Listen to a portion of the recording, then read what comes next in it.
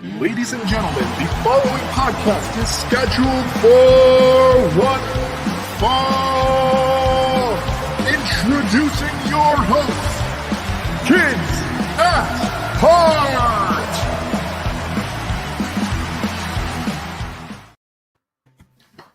We did it! Yo! We're live! Let's do it! Finally! No, I'm just kidding. Finally, after 10 long episodes, Wrestle Reel is live for the first time. I mean, technically, last week you got a prelude as to what we would do together. Wrestle Real Talk. And I kind of kept the thumbnail thing going. But yeah, no, I am excited to be here. I am excited to finally get this going. I'm so excited to do Wrestle Reel live. Like, you know, the episode's up obviously afterwards if people are used to our regular Friday schedule, but like a Tuesday night with my boy Chris Anthony Lopez is probably the best day that I could possibly have. You're too kind. After a long day, because trust me, man, the weather over here in Cleveland, Ohio, especially the Mayfield area, has not been particularly that great. But before I get into that, sir, how are you doing? Yo, I'm doing great. The dead man, Nick Malbach. Yes, you heard it right. I am Chris Anthelphenom Lopez, and it didn't roll off the tongue as well as I thought it did in my head. I was aiming for Anthethenom, Anthethena. You know what I meant. Either way, I'm great. It's a Tuesday. We've been talking about doing. Originally, the show was supposed to be on a Tuesday because is one of the only days where Who Are They doesn't have any shows on it, and granted, we stuck to Friday for now. But Tuesday here, live, little live show. We're out here running our house shows, brother, with Wrestle Reel on a Tuesday. But I'm over the moon. It's been a while. We apologize for missing last week. It was a combination of scheduling and the holiday. I completely spaced on saying something the week before about the holiday. So I wasn't thinking about it myself either, to be honest. I mean, I was just like, I was so excited that Repo Man was on the screen that I was just kind of like, you know. And then we had Repo Man himself, Mr. Mark, live chatting with us the entire show. And that's something that we want to get into as well. Live streaming wrestling shows. If you guys ever have anything that you want to see us do and stuff like that, you know, we're more than happy to do whatever you guys want. We appreciate the viewership. We appreciate it if one person comes on and talks with us about wrestling. Damn right. And now that we're doing it live, it's crazy because people can actually do that. We're talking about the WWE, AEW. I guess before I get into basically, long story short, my car got stuck in my own driveway halfway into the street today. That sucked. Moving on. We are, because we're doing it live, we can get a lot of random viewers popping in and stuff like that. Good. We are the most non-traditional podcast that talks about wrestling that you will ever see. Ever. We just pick 3 random topics and we discuss them. And now that we have live viewership, we always want comments and stuff like that. We always have a consistent viewer of the channel as a whole who comments. I think he's a Beats channel who just likes what we do. But if you're here, you know, if you are listening and want to just join the conversation, today we are talking primarily about Undertaker. That's why I named it Undertaker Mania. The Undertaker. We have a lot of Undertaker to talk about. I mean, it's not all geared around Undertaker. It's themed around the Undertaker. It's themed around the Undertaker. I couldn't have put it better myself, my friend. But yeah, I'm just, like I said, I'm just excited that we finally get to do this. We have our first comment, and it's Mr. George Thomas. So yeah, like your buddy got, yeah, pretty much. Basically what had happened after a long day of work. We finally had we hadn't had our driveway plowed. So I had to pick up my brother, drop him off at work. And when I got home, I needed to pull into the driveway, and I accidentally pulled halfway into the street. I get you're not supposed to park like that for my dad. I'm like, yeah. Oh, really? Now I know that. It was just kind of like a whole situation where I was clearly not proud of the way that I accidentally had parked. But like I said, I'm here now. I've been shoveling snow all day. Good. So the dead man name kind of works in that situation. But yeah, man, I'm just, like I said, I'm thrilled to be here. So what we do is 3 counts. Yep. And then one, why am I drawing a blank on what it's called? High spot. High spot. Yep. Where we give an opinion on something wrestling related. A little rantsky. We want to get something off the chest. It could be about whatever. And usually we don't tell each other what it is. No. Sometimes we do because it's coordinated. We'll both have our 2 cents on it. But our high spots, they're not every week. Sometimes we have one, sometimes we don't. This week, I actually wanted to start the show before we get to our 3 main counts, all themed around The Undertaker. I've been watching some wrestling outside of the main shows.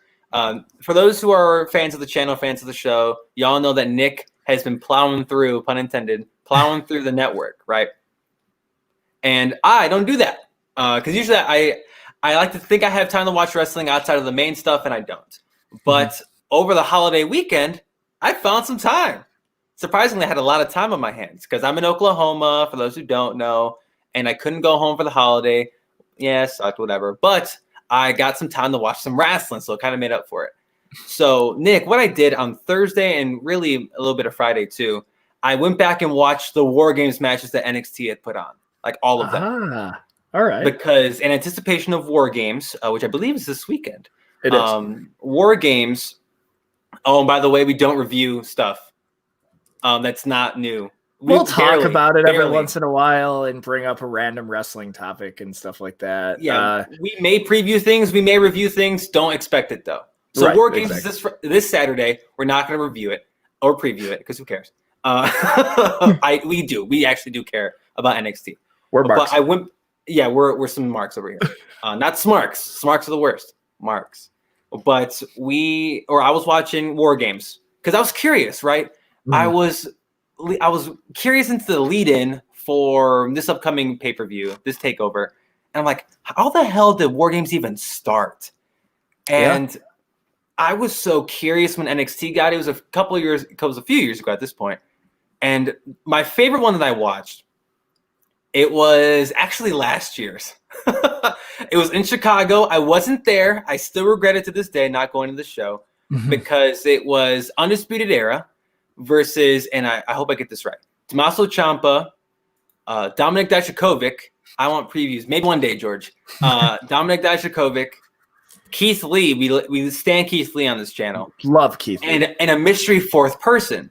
So they started the match, and it was Undisputed Era. I believe Roderick Strong had started with Tommaso Ciampa. The match it happens, and then the 4th person is not revealed until the match requires that 4th person from Team Ciampa. And then you hear, it's Kevin Owens' music that pops. He competes in NXT for the first time in a few years, and Chicago loses their damn mind. And me forgetting that Kevin Owens is in this match, I popped again. I'm like, yeah! Like, oh my God! We got a Chris Anthony Lopez. What was it? Who? It was a Keith Lee scream. Yeah, the Keith Lee scream when I pop, bro. Like, when I pop. And for those who don't know, watch our Survivor Series 2020 watch along. That's on the channel. You will hear my Keith Lee scream because I pop. I do because I like wrestling. I love it so much. I love watching cool stuff. And I can't do it for you now because I really don't remember what it sounds like.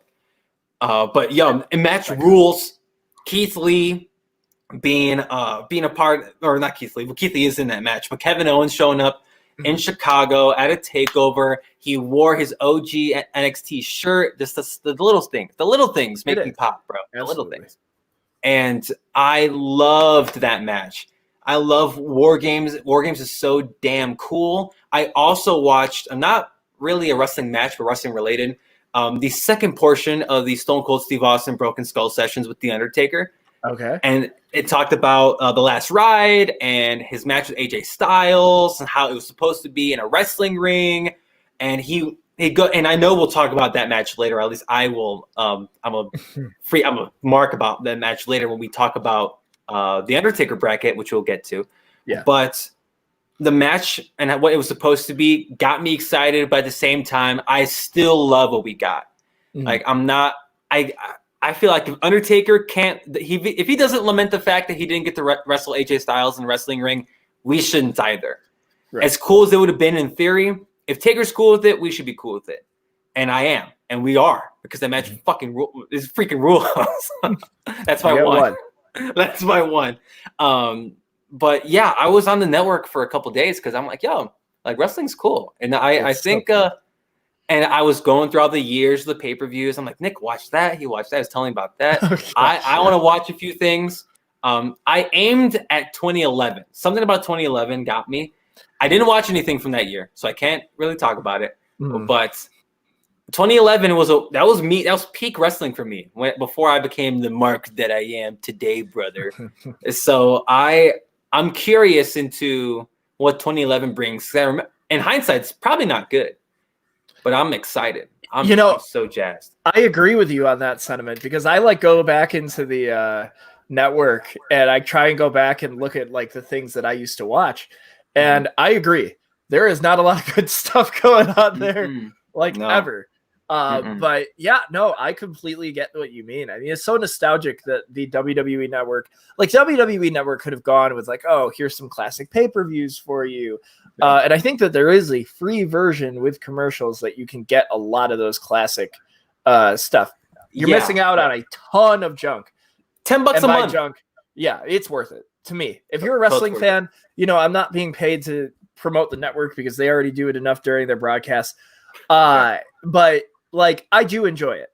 I never really thought about it until I realized that the old SmackDowns and Raws were on there and ECWs. Can't forget about the ECWs.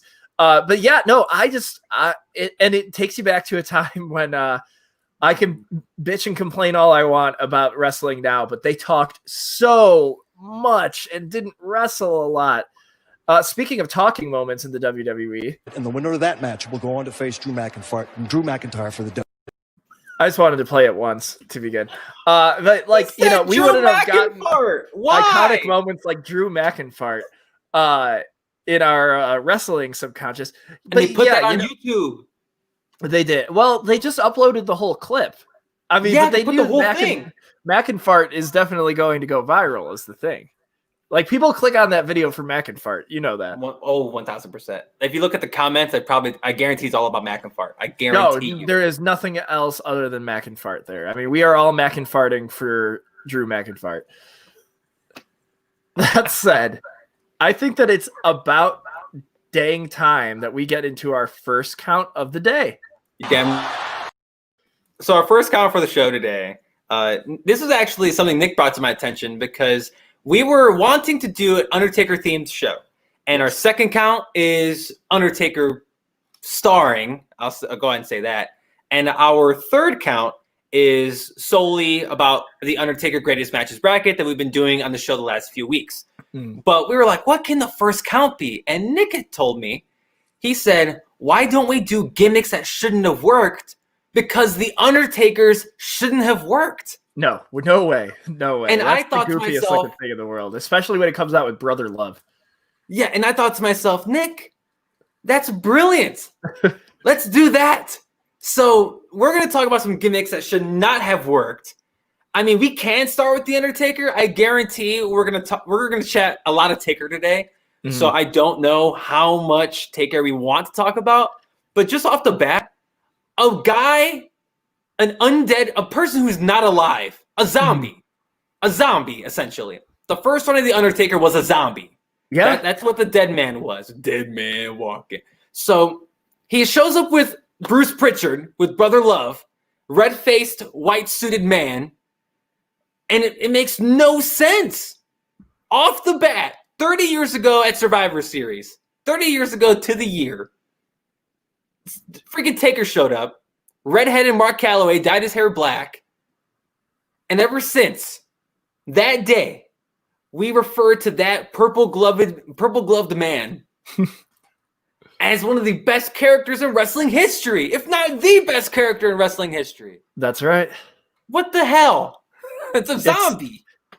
First of all, you just blew my mind because I completely did not know Bruce Pritchard is Brother Love. Yes!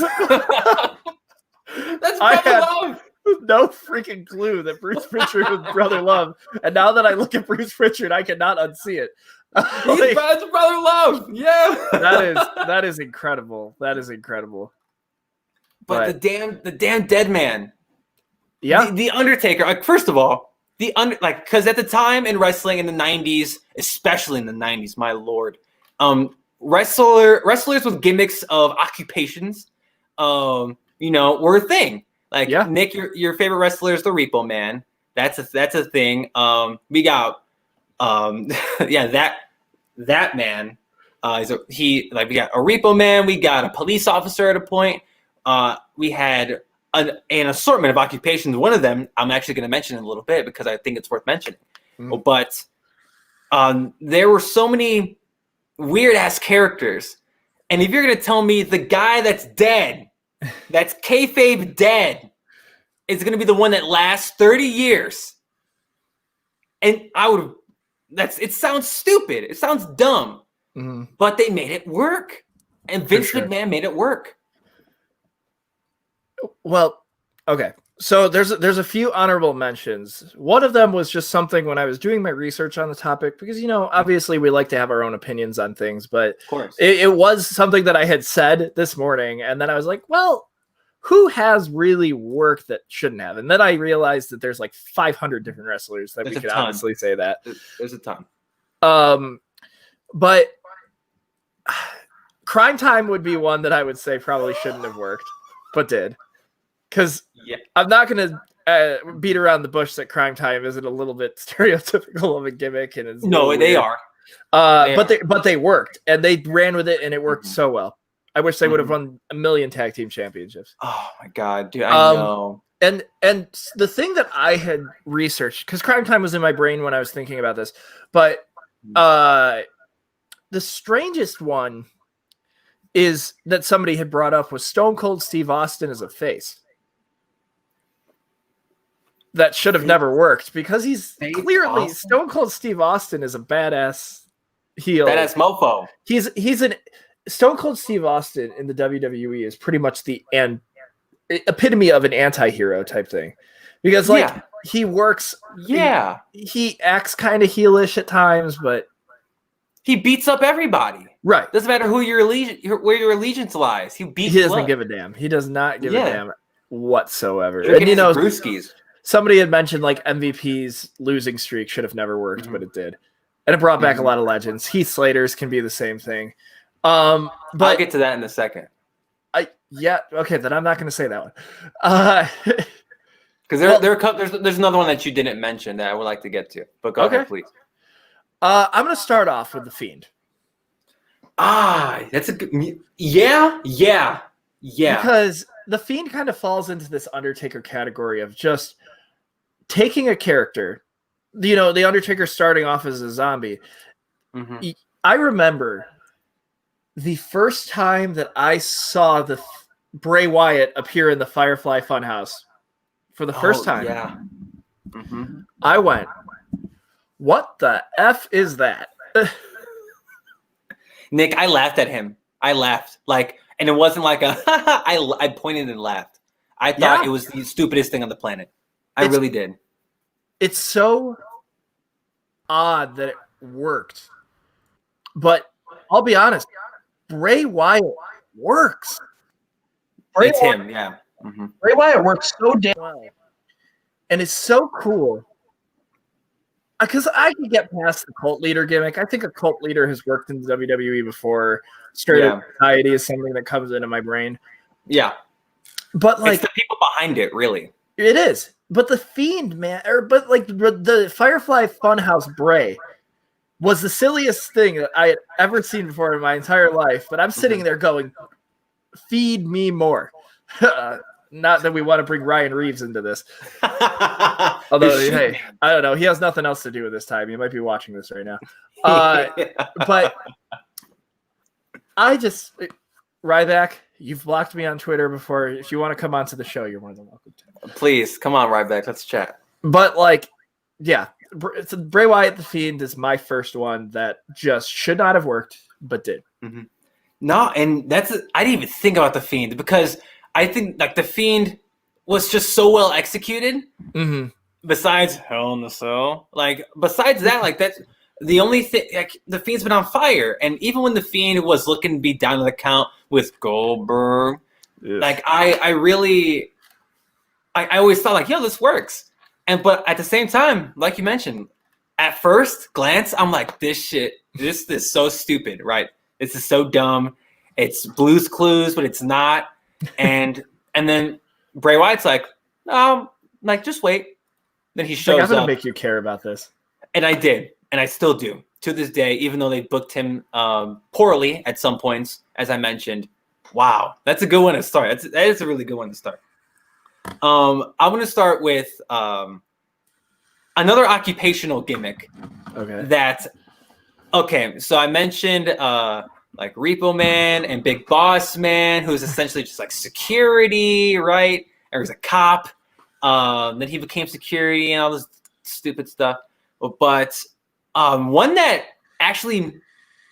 really, really worked, and it should not have worked, and has been involved in a few different big things in both the WWF and the and WCW, is Brutus the Barber Beefcake. Yeah. What the hell? First of all, you're given the name Brutus Beefcake. You become a barber, and you cut hair. That's your thing.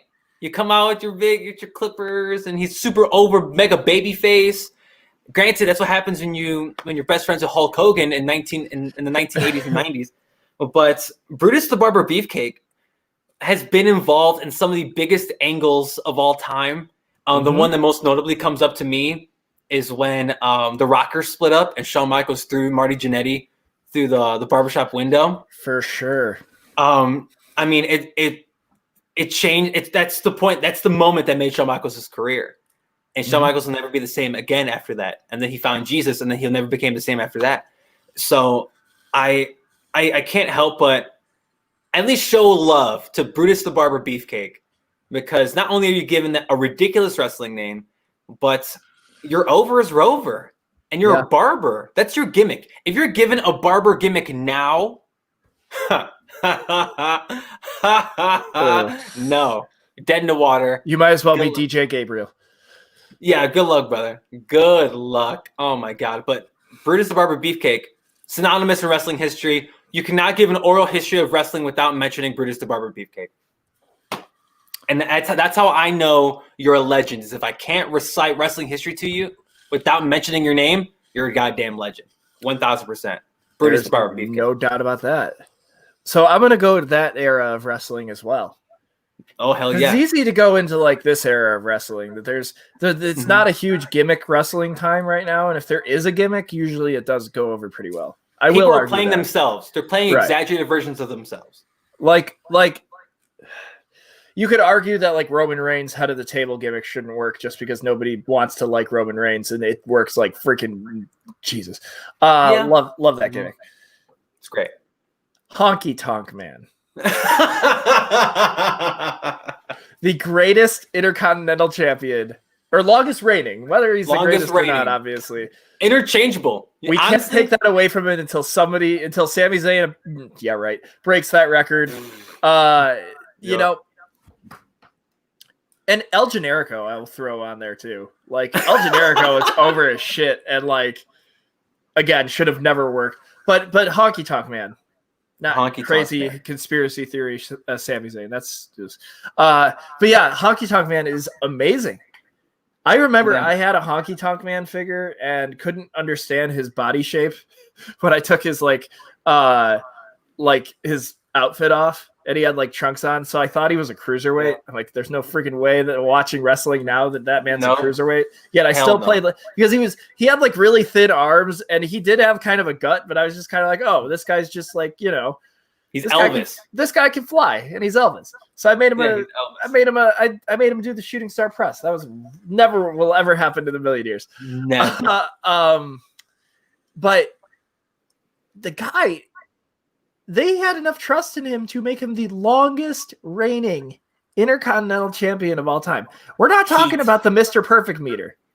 We're not talking about the Ultimate Warrior meter. We're talking about the Honky Tonk meter. Yeah, the Honky Tonk Man. That's a great one. Because Santino Morello, let's put him on this list too. Because Santino. What the hell? What the freaking? I can't even do it. I don't even know how to do it. The Cobra. Is that? Yeah. Something like that. I don't know. It's like something like that. But no, the Honky Tonk Man was the bomb. See, there you go. I would have loved the Honky Tonk Man if I was 23 in what was it, the late 80s, early 90s. Like I would have thought the Honky Tonk Man was the bomb because he got heat like a madman. Like people try so hard to get booed, and like the good kind of boos, not the get the hell off get off the stage, not those kind of boos, but like a genuine I hate you heat, like the Miz heat, like I hate you, like you're a bad person. But the Baron Corbin heat, I hate you, like like that type of stuff. But Honky Tonk Man got heat for being a little chicken shit heel, and he'd do the singing gimmick, but he never really did it. And he wore them damn suits, and he lost the IC title, the longest reign in wrestling history, to the Ultimate Warrior in like 2 minutes. But it was the bomb. Honky Tonk Man is the bomb. Great. I want to meet him one day just to show him how much love, just to show him all the love. He's a much appreciated. He's an underrated wrestler for sure. Yeah, underrated heel. When people talk about greatest heels of all time, I'm not saying he's top 5. I'm not saying he's Rushmore. I'm not saying he's better than Steve Austin or The Rock or Triple H or any of those guys. But at least mention his name. Mention the Honky Tonk Man because he got heat like nobody's business. But I'm glad you mentioned music gimmicks because another one that is not a music gimmick, but it's heavily reliant on the music he was given. Brodus Clay, the Funkasaurus. We both looked at the same list. Brodus Clay. I'm legitimately. What? It's strange because that's when we were watching. That's when we were watching wrestling, right? When Brodus Clay was the thing. Funky's on a roll. Like we were doing that thing, and Naomi and Cameron were the I forget their names. The Funkadactyls. The fucking. Thank you. It's so memorable. Like God bless America. But I mean, he was working programs like Chris Jericho, and Brodus Clay made the best out of that gimmick, and the fans loved him. It was Fandango before Fandango, and before WWE really started listening to their fans and letting them do the whole let's get this person over because we like them type of thing. That wasn't a thing 10 years ago. If the fans liked you, odds are you're going to get buried. I'm sorry, Zack Ryder. I'm so sorry. But if you got yourself over, you got buried backstage. Like they didn't like you. Like it's almost as if they wanted people to put themselves over, but they got condemned for it. And Brodus Clay was probably one of those that didn't try to put himself over on the internet. At least not to my knowledge. No. But he got over because how ridiculous the character was. Did he hold any major gold? No. But was he just a fun-ass character to see pop up every so often, every week on Raw or SmackDown? Yeah. Brodus Clay. How? Imagine getting that phone call. It's like, yo, this is your music now. Funky's on a roll. And then you're going to lose it to Xavier Woods. I was going to say, that was somebody else's entrance, right? Yeah, it was Xavier. They gave Xavier Woods his music and the Funkadactyls at one point. Really? Until Xavier, it was really short. And then Xavier eventually got the New Day. Xavier Woods has never had his own music in WWE. Really? No, I guess not. In NXT, he did, but on the main roster, he's never had his own music. It's either been Brodus Clay's music or the New Day's. Yes. Either one, which is freaking nuts. Or R-Truth's when he was rocking with R-Truth. Yeah. So for some reason, I don't know why. I thought that somebody else had used it, but I guess not. I thought that it was somebody else's gimmick before it was even I want to say someone was supposed to have it before Brodus Clay, and they gave it to Brodus. I think that's the story behind it. Okay. I love that we're just talking about his music's the most memorable thing about the gimmick. It's the music, Cameron and Naomi, the Funkadactyls, and Brodus Clay's bucket hat and his sweatsuits that he would wear to the ring. It's badass. And they turned him heel at one point. They ruined it. They ruined it. Brodus Clay, dare I say it, had Godfather potential. Yeah. He had Godfather potential. I'll say that right now. Because what the hell? They ruined Brodus Clay. Ruined him.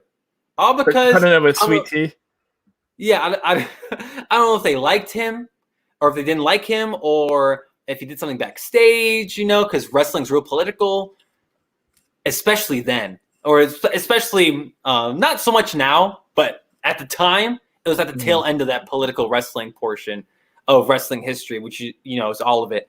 But Brodus Clay, I thought to myself, like, what the hell? Brodus Clay is so ridiculous and dumb, but we loved him for it.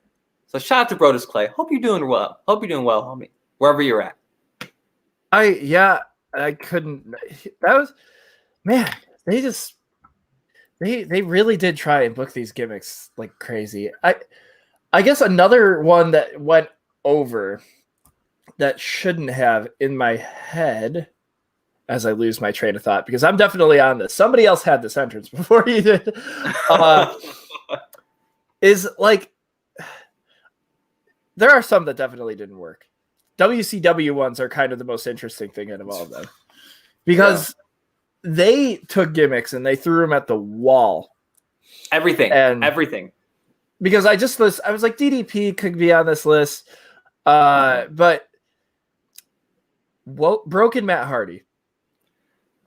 Broken Matt Hardy is literally the epitome of this. Mm-hmm. I didn't even think of him. Wow. Yeah. Nah. Broken Matt. I don't even know how to explain it. I don't even know where to begin to explain Broken Matt Hardy to somebody. I just have to show them. Yes. Ernest the Cat Miller used that entrance music.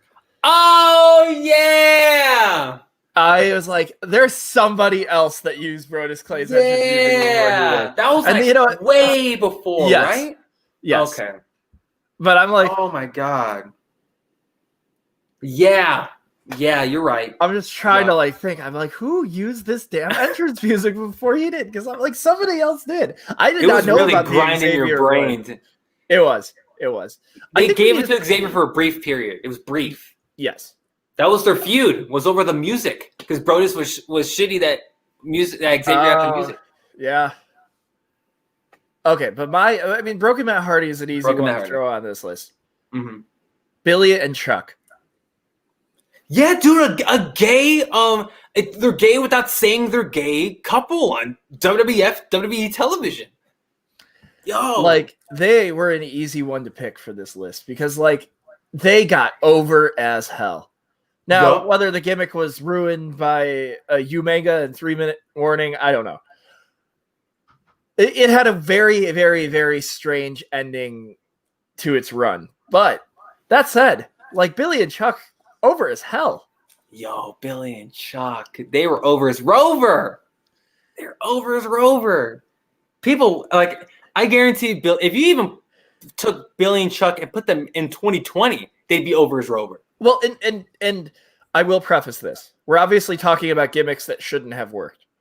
That gimmick, I know that the both of us think that gimmick should work in any time at all. Yeah. I would like to just preface that in 2002? Or its time in 2002, that gimmick should not have worked.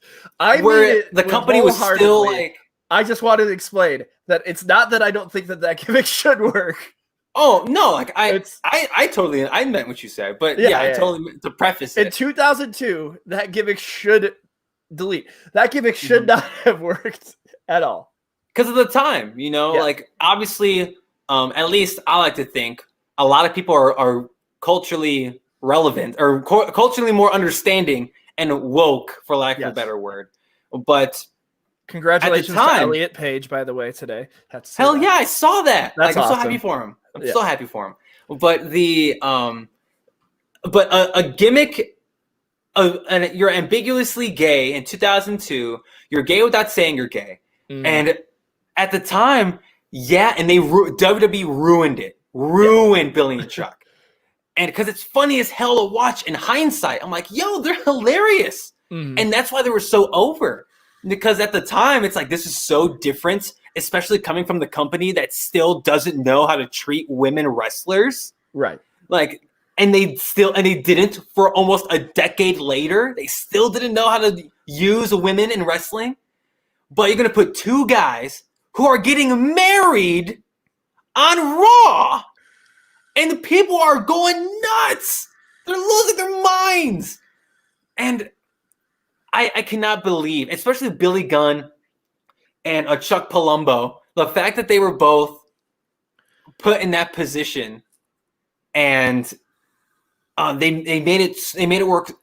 They were over like Rover. They made the best of what they had until WWE got their grubby hands on it, which is usually what happens. Yeah. Is that all these fun gimmicks, like the fans are like, oh, this is great. And it lasts for a while, then WWE tries to capitalize on it, or they try to do something weird with it. That's exactly what happened with Billy and Chuck. But that's a great one. That's a great one, Billy and Chuck. I thought of that one on the spot, if I'm being honest. But also, that's a great one. Chuck Palumbo. Completely forgot about him. I remember Chuck Palumbo's run in like he what? He killed Jamie Noble multiple times on Raw, on SmackDown. I just remember Chuck Palumbo's biker gimmick like way later on. But God, the trajectories of both their careers after that moment just went in completely different directions. Like Billy Gunn, he survived that. He survived the harsh ending to Billy and Chuck. Yes, because people did not like still around. Yeah, and people hated the end of Billy and Chuck. And for those who don't know what we're talking about, just look it up. The tragic end of Billy and Chuck. Yes, but oh my God, it's a great one. I wrote down I did write down losing streaks. You mentioned MVP and Heath Slater. I actually wanted to highlight Kurt Hawkins and Brian Myers. Yeah. He has the longest losing streak in wrestling history, 249 losses straight. Unbelievable. We're including weekly shows and live events, some live events, I believe. But and this is just a testament to Kurt Hawkins, aka or now known as Brian Myers, because not everyone could get that over. Of course, people are going to lose every week, but he decided to take upon himself and say, if I'm going to lose every week, I'm going to make a thing out of this. Yes. And he made the best he could to the point where when he finally won that tag match at WrestleMania against the Revival of all groups with Zack Ryder, they won the Raw tag belts. It was this massive ovation from your hometown crowd. I love Kurt Hawkins or Brian Myers and Matt Cardona. Yes. And I'm such a major mark, it's ridiculous. And the fact that Kurt Hawkins made the best of a losing streak, because MVP made a losing streak cool. Yes, he invented it. He invented the losing streak. And Heath Slater, his was more of like, I could beat anybody. Then Lita comes out and beats him in a match. Like that kind of stuff. It was more comedic, Heath Slater's. MVPs and Brian and Kurt Hawkins were more legitimate, I should say. Not to delegitimize Heath Slater's, but they were more like, damn, I want to compete and I'm genuinely losing every week.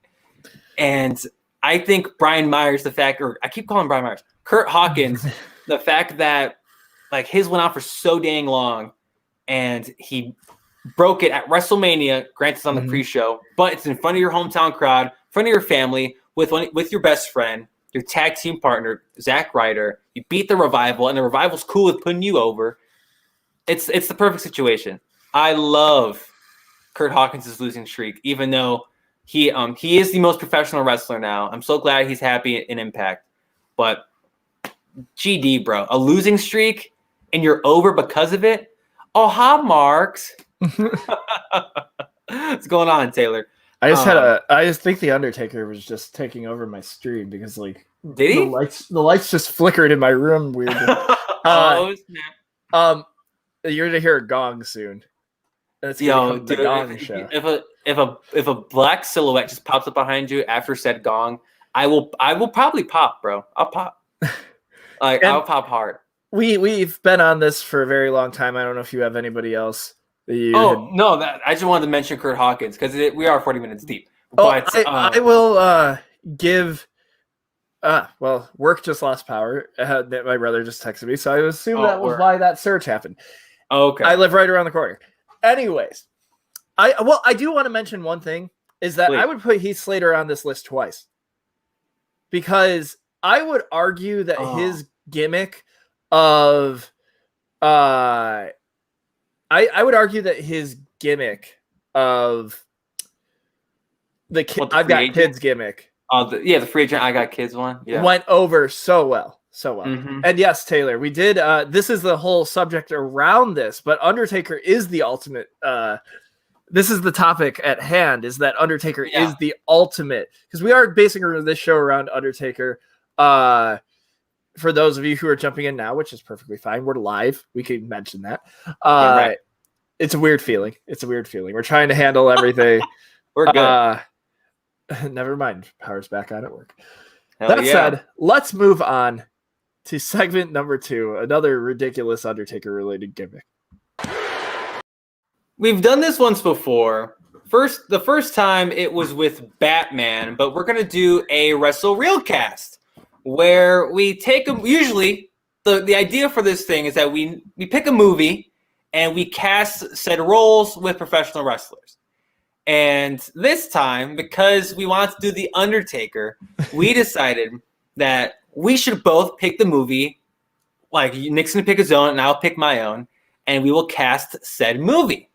And I thought to myself, like, let's just do it, but we have to make the movie star The Undertaker. And I mentioned during the pre-show with Nick that mine is definitely I hope to God that only one of us went nuts with this, and mine's really dumb and short. It's not like Castaway or anything like this with The Undertaker, but I did choose a film that's out of The Undertaker's realm. Let's go if we want to stick with Taker's terminology. But Nick, would you like me to start, or did you want to start with your movie? If I'm being clear, I have a few in my head that I'm still rattling off. See No Evil is my number 1 pick, but I would like to know what yours is right at the top. Okay. So, like I said, I casted this. I'm gonna place this at like, I don't know, in like 2004. Or 2003. I'd say 2003. So, actually no, I'm gonna pick the late 90s just for the sake of one of my picks. So, the reason why I wanted to pick our own movies was because I wanted to do Step Brothers, really, really bad. So obviously, as my Brendan Huff, my Will Ferrell is The Undertaker. Same script, same everything. Did Adam McKay direct Step Brothers? Yes. So okay, you can keep Adam McKay. He can direct this thing. My Dale Doback, who was John C. Reilly in the original, because this movie's gonna get made, is Kane. Obviously. But mask Kane. You have to do mask Kane. I don't want Kane talking. The only person talking out of the two brothers is Taker, and Taker obviously understands every single thing Kane is trying to say.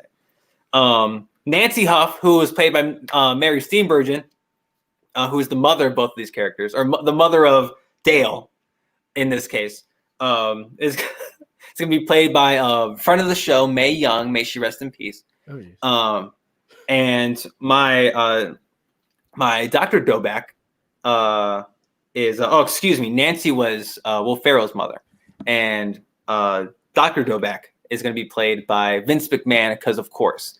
So my movie is Step Brothers. Imagine this shit. Just imagine it, right? Like just the scene word for word of when they're trying to build or when they're making the bunk beds so they can have more room for activities, right? And it's The Undertaker and Kane. Like I would die to see this. Like this movie, and it's like late 90s. I know. We did lose May a few years ago. And I was going to bring this up. Taylor does have an origin story movie that he wants to make. And I didn't know. I mean, I did know that Taylor was an Undertaker mark for different reasons than the ones we've been mentioning on the show. But I would love to hear this origin movie, Taylor. Maybe not now, but at some point. Yes. But yes, to keep it short, I know it is awfully short, but this is where my brain went when I first thought of another Wrestle Reelcast. Look at these cute boys. I don't know. Instantaneously, that's where I changed mine up because that's where my brain like went perfectly. Was that photo of them together? Like that's what I want. I want Step Brothers, Undertaker, King, Mae Young, and Vince McMahon. And if I have to cast the Adam Scott role, the younger Taker rides forever. He never dies. Rise into the sunset or morning sun, as the Undertaker did at WrestleMania. But if I had to cast the Adam Scott role, who could play Dickhead? Edge. I'll say Edge.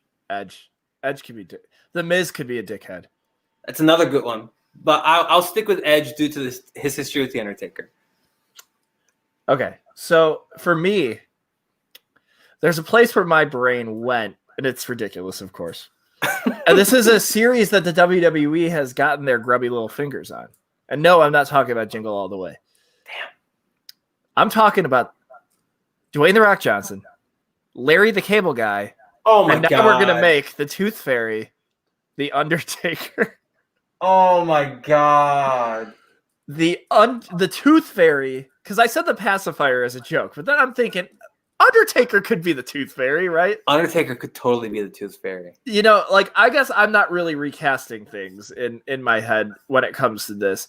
Leprechaun is a very good choice as well. Although, because Hornswoggle, they did take that series and made Hornswoggle. But it's the Undertaker? That's terrifying. Yes. And so basically what it is it's going to be a movie where, see, I'm continuing the legacy that Larry the Cable Guy left off with.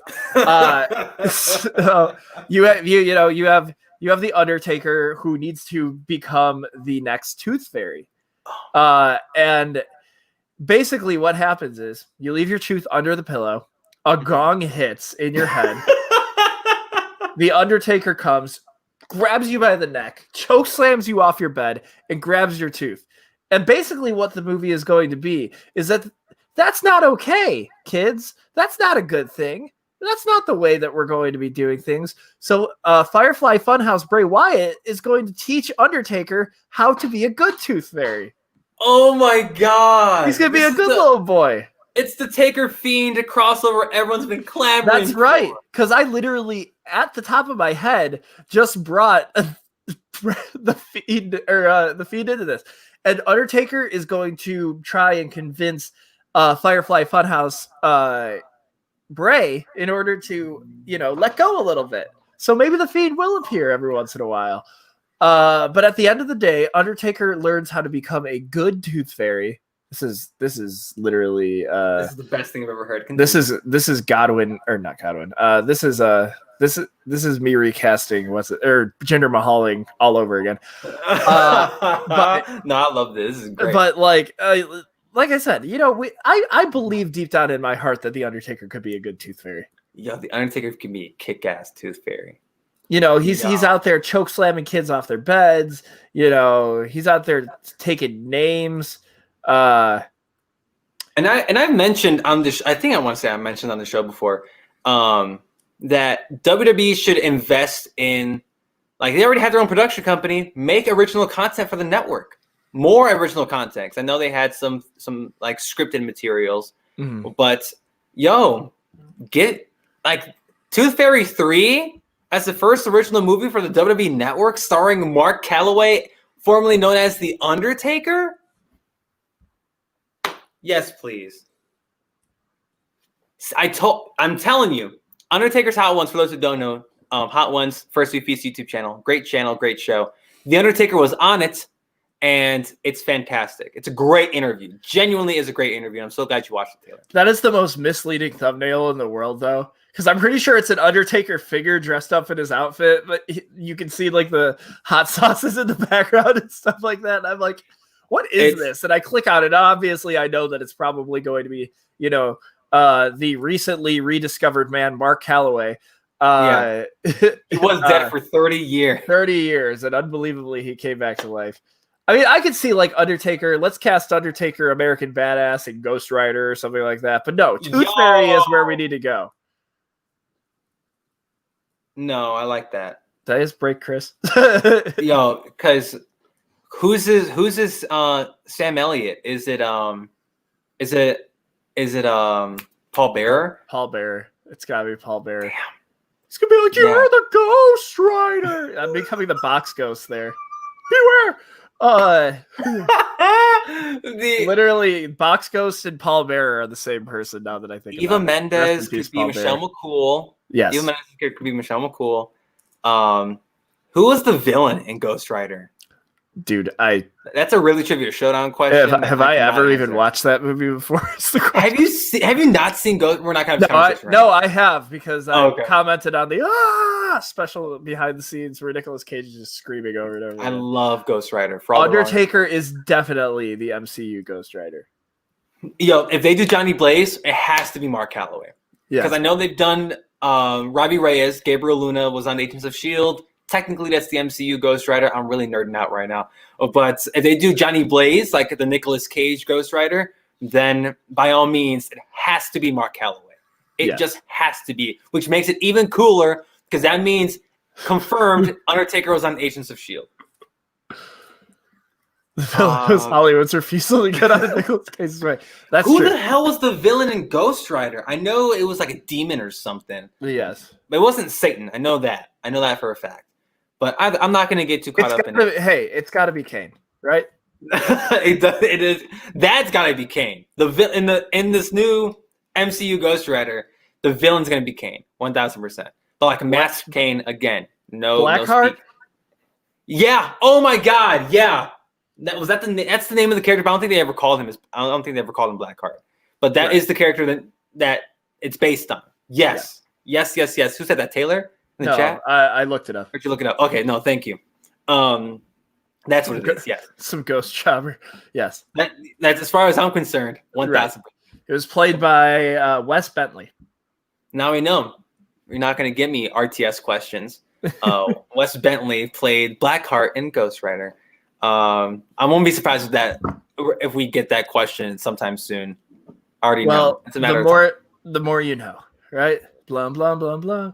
But yeah, I mean, this was fun. I think we need to do this again, but with like John Cena and 8 Mile or something like that. Like, I'm sorry. You can't just say that. And he still goes against Kane in this rap battle at the end.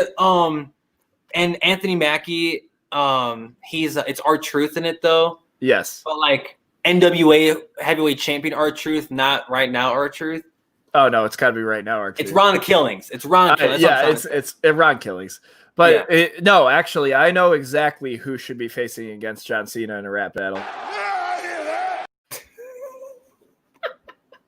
Yo, speaking of Goldberg and Taylor in the chat, I honestly do hope so. John Cena's career is worth a biopic. Maybe WWE Studios. Come on, do the damn thing. Make biopics about your wrestlers. But speaking of Goldberg and Taylor in the chat, this is true, Taylor. We may that would you got the oh Jesus. Sorry. I dropped my fidget spinner. But I think we can stay on the channel. At some point over the course of December, we're gonna try to watch Santa's Sleigh and talk about it here. Do a little crossover ski. It's gonna be Wrestle Really Scared, and maybe one of these days we'll get to it. Hopefully soon, but we'll have that conversation again. We're having a production meeting here, but it's gonna happen. That's something we can confirm that we're gonna do that. We have a bunch of Christmas themed things planned. But first, we got to finish this Taker show, and to wrap up the show, we're gonna finish our Undertaker Greatest Matches bracket right now. Yes, right now. Sorry. Yes, right in this moment. Right now, we're gonna finish our Undertaker Greatest Matches Ever bracket. We've been tackling this for like a month. It's been like a month since we've been doing this. We ran through the OG or the first lineup of matches, and then we ran through all the Sweet 16, did all those. Now we're at the Elite 8. We'll do the Final 4, and then we will do the championship matchup. But we're gonna pull up the bracket for those who don't know what this thing looks like, because honestly, it's this thing WWE put up on their social medias. They put this up not too long ago, and I thought to Nick, this would be a lot of fun to do on the show. And it happened. So we're going to go ahead and start. We started top left last time. We started top right last time. First week was top left. So let's start bottom left in the 2010s. We'll start 2010s. Are we finishing off each side now? We're gonna finish off. We'll do the. Although we're there, right? Yeah, we'll do the Elite 8 first. We'll go through all those. Do the Final 4, and then we will wrap up the show, and then we'll wrap up the segment. Right. So start bottom left. We have the third ranked matchup, which is Undertaker Triple H, end of an era, WrestleMania 28, against Lord Jesus, Shawn Michaels versus The Undertaker, WrestleMania 26. How are you going to put these two against each other? It's got to be Undertaker, Shawn Michaels, right? Tell me why it's the end of the era match. Is it because of the sweet chin music into the pedigree? Because that's pretty damn good reason to put it over. That spot's hard. That spot is so good. Oh man. Taylor chiming in with the Taker Triple H never touched HBK. And I understand that feeling. Why do you think that I just said what I said? But damn, that spot is so good. It's the best kick out, best 2 count I've ever seen. Yeah. Like, oh my God. Oh Jesus. No, I mean, you're right. How can damn it. I hate to see this match go so soon. I think this is one of Taker's most entertaining matches. Is it the best match he's ever done? No. But it truly is the end of an era. We got to say goodbye to Taker, Triple H, and Shawn Michaels at full-time capacity during this match. Obviously, 2 of those guys will continue to wrestle because only 2 of them had wrestled since this match. Only 2 of them, Taker and Triple H. That's it. Shawn Michaels has not wrestled since WrestleMania 26. But damn it! It's WrestleMania 26. It's that match against Shawn Michaels. It's mother. Crazy conspiracy, Chris over here. Just go nope. So Shawn Michaels only wrestled once in this decade, and it was at WrestleMania 10. WrestleMania. And that's why it should go over. Because we're not talking about we're not talking about the other greatest Undertaker match of all time here in this era. WrestleMania 26, last time Shawn Michaels competed, and that's why it's moving on to me. I would choose WrestleMania 26. That match rules. It rules. It's so good. It arguably tops the first one, depending on who you ask. Yes. And trust me, long-haired Shawn Michaels, that is the last time we ever saw him wrestle. Bald Shawn Michaels as well.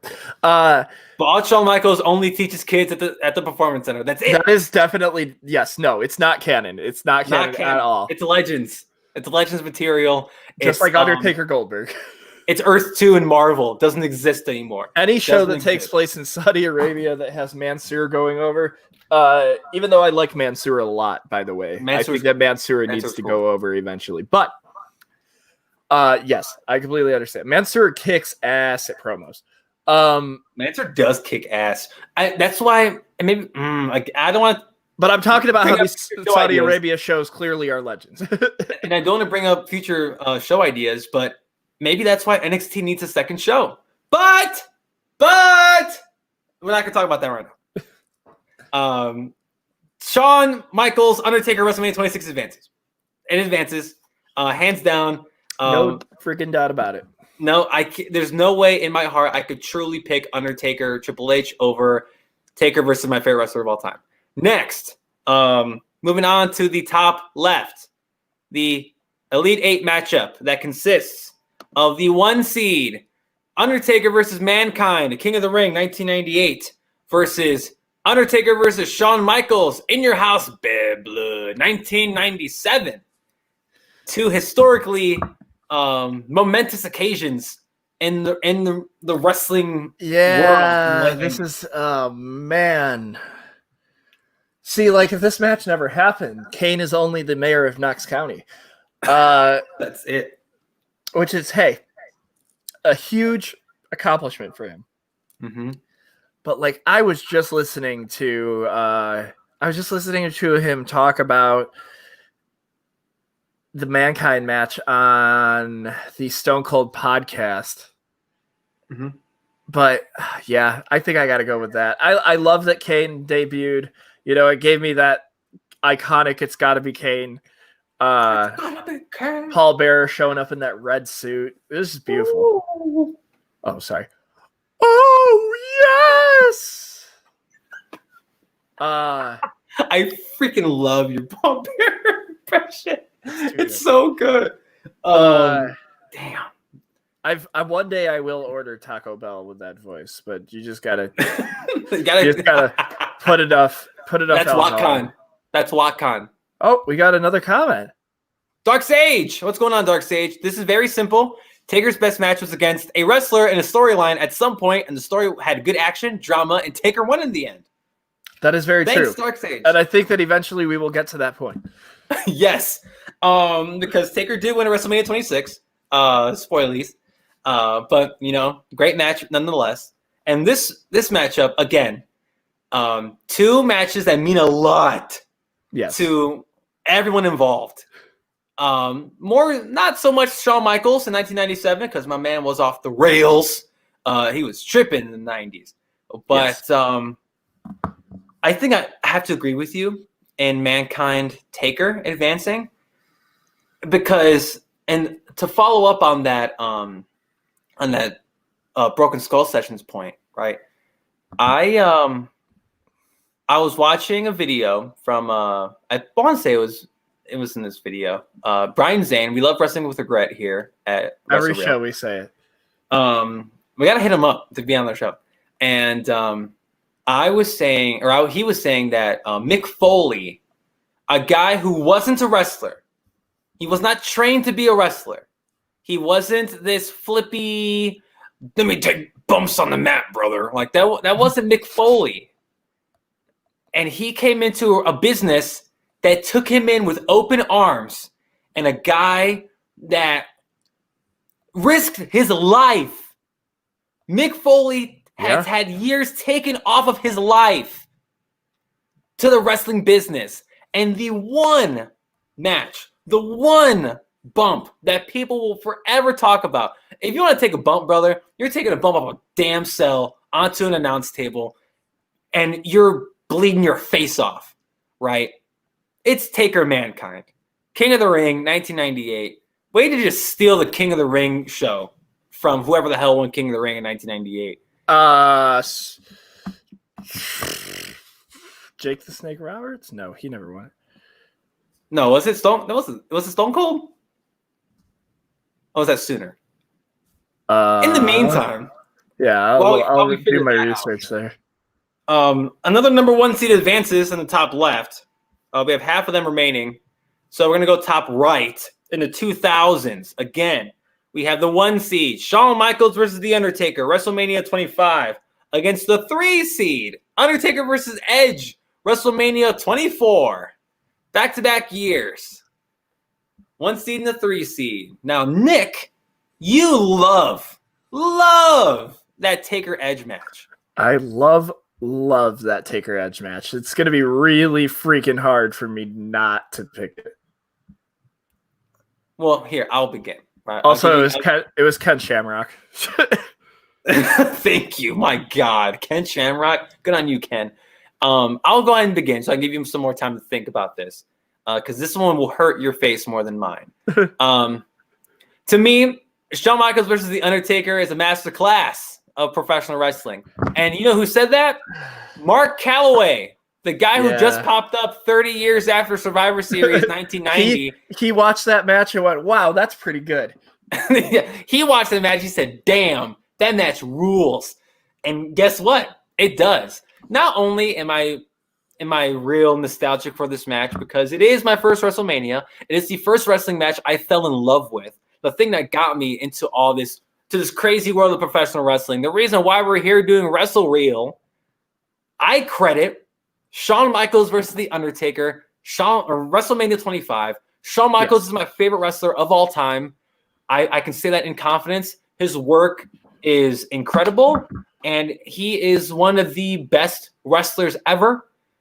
Is he the most technical wrestler on the planet? No. Is he, like I'm out here bringing the big moves, brother. Like, he's not out here doing shooting star presses. No. That guy wasn't bringing the big moves either. Don't worry about it. Yeah, but I'm sorry. I just had to mention that. Shawn Michaels is just one of the best in-ring performers of all time. Character, selling, wrestling, all that in one person, Shawn Michaels. And he arguably had a better run the second time after he found Jesus than he did the first time when he was doing the damn thing, being the Heartbreak Kid, right? I am biased to this match. It's going to be hard for me to pick against it. I have to stick with the 1 seed. Taker Michaels, WrestleMania 25. Undertaker Edge might be one of my personal favorite matches of all time. But is it the greatest Undertaker match of all time? No. Because Shawn Michaels Undertaker set the bar for Undertaker matches 20-something years or so, I think, after the bar needed to be set. Pushing 20. I think it was 19. I think he was 19 years. Yeah. You're pushing it regardless. You're pushing it. Undertaker, Shawn Michaels. Yeah, I agree. I mean, it causes you to fall in love with wrestling over and over again every single time that you see it. Was that the entrance where he came down from the rafters as the anti-Undertaker? Or Shawn Michaels was coming down. And then it leads into Sexy Boy, and he kills it. Like, oh my god! It's all like Jesus-y, and it's all Catholic. And then it's like, I'm a sexy boy. and listen.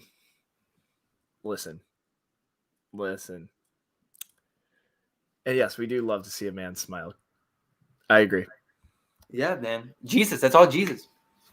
Oh man. What a freaking match that is. And what's crazy about it is we know that Undertaker was 19 or 18-0 to the next year beating Shawn Michaels again and retiring Shawn Michaels.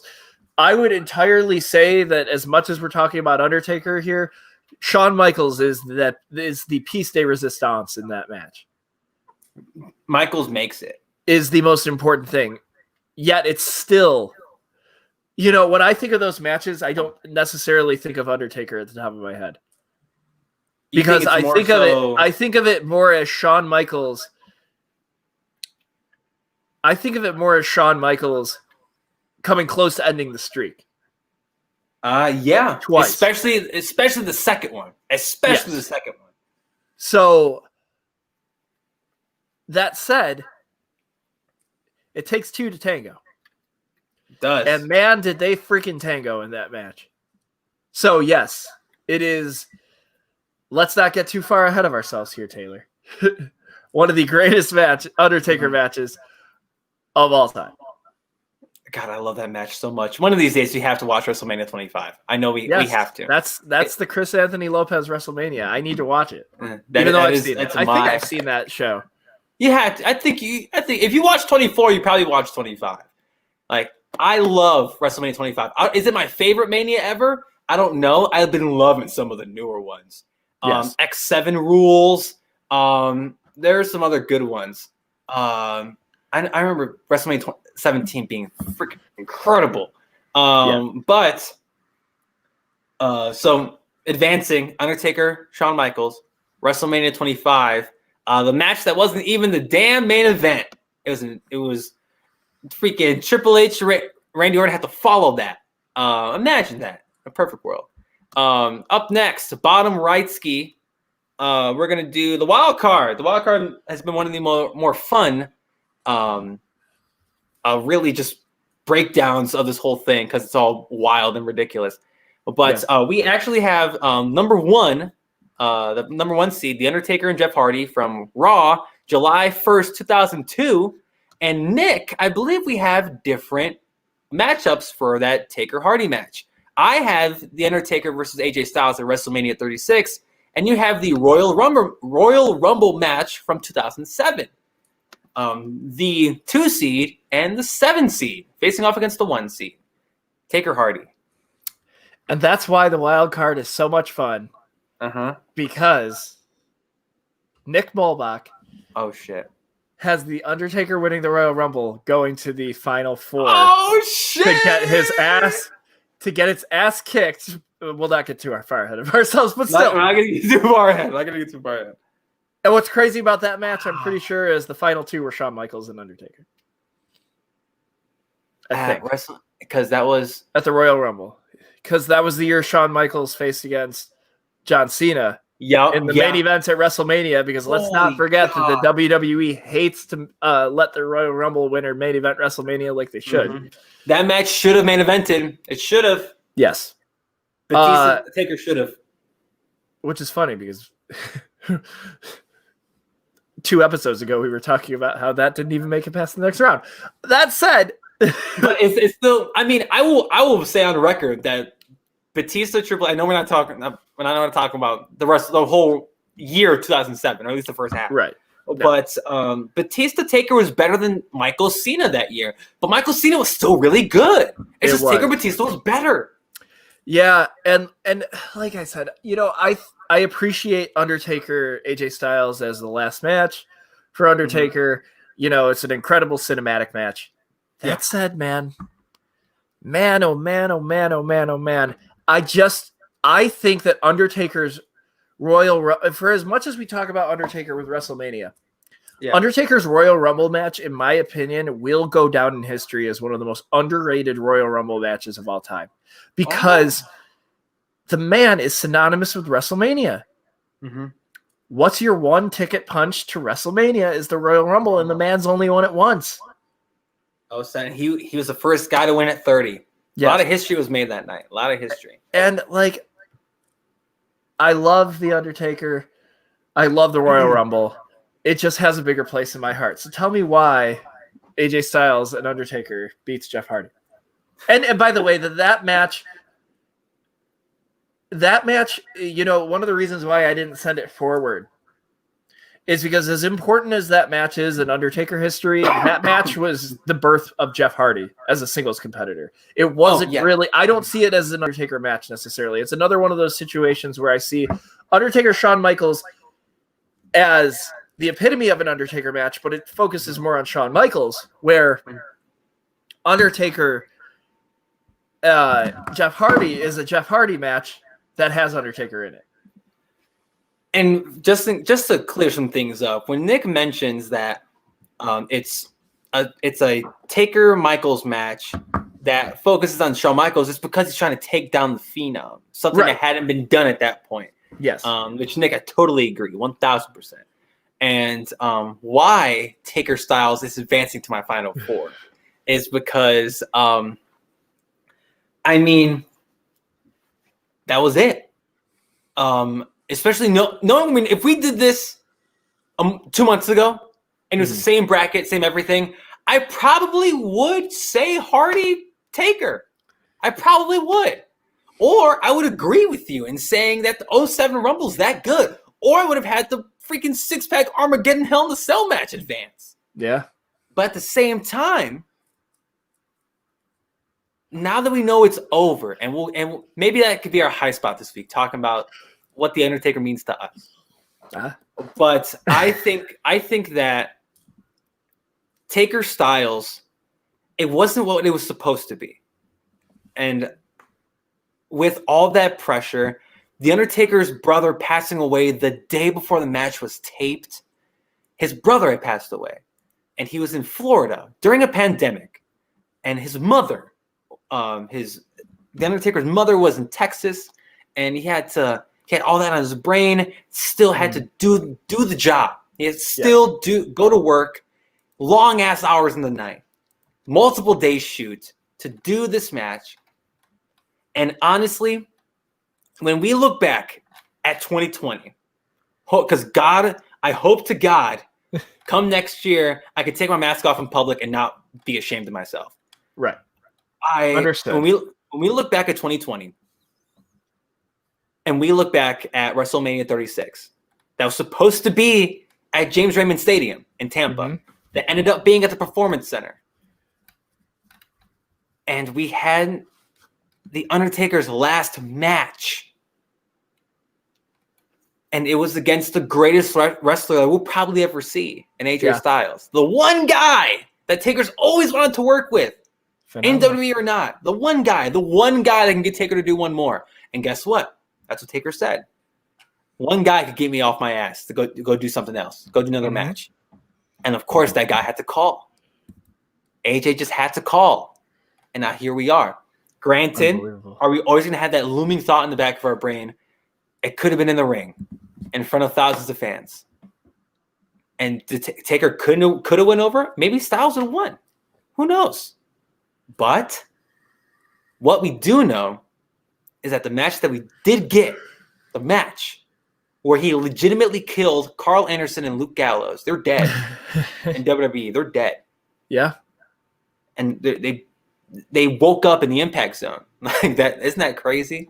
Where the Undertaker legitimately choke slammed you to the Impact It's Zone. in another universe where Hornswoggle is AJ Styles. Yeah, they woke up in a different timeline where Swoggle is AJ Styles. 1,000%, Taylor. And for the audio listeners, Taylor said that he would love to see AJ Styles and Undertaker wrestle earlier.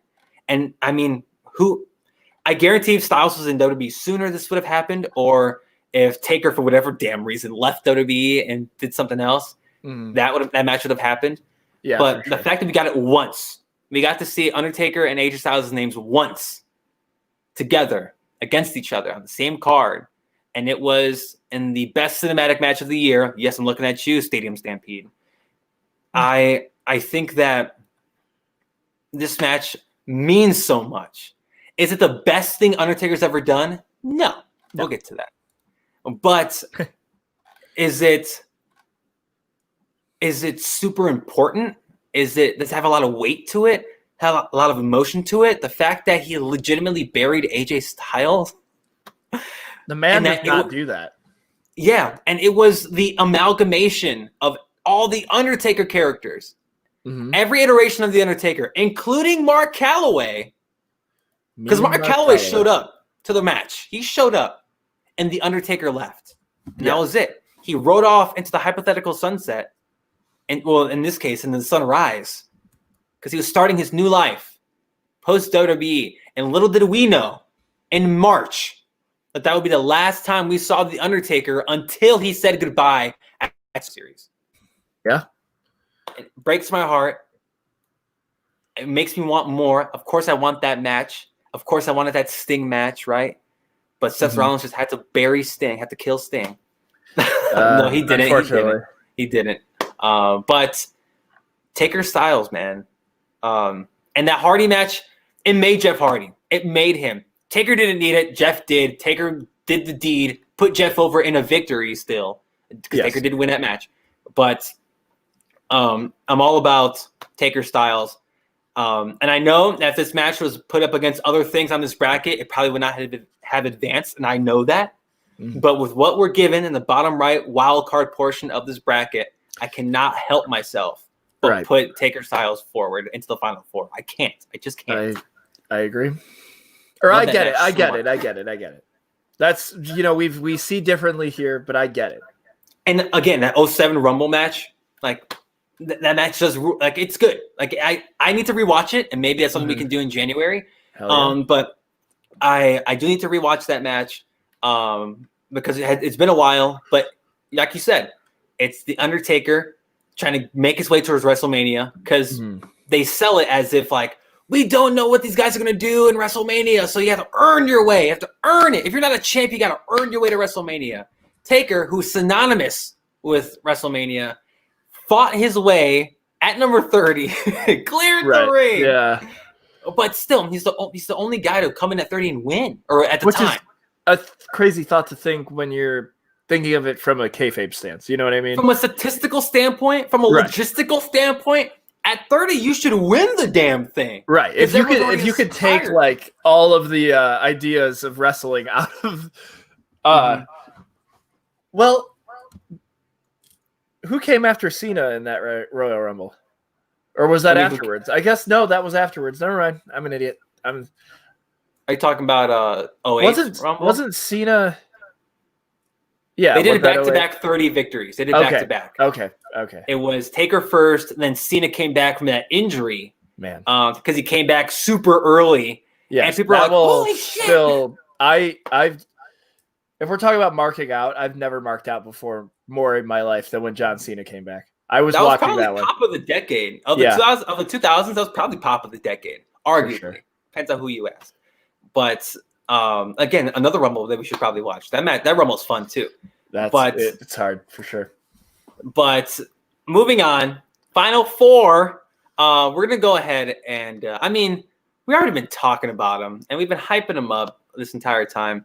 Let's just do the right side. The right side of the bracket. The winner of the 2000s to us here at Wrestle Real. Shawn Michaels versus the Undertaker. Undertaker. Undertaker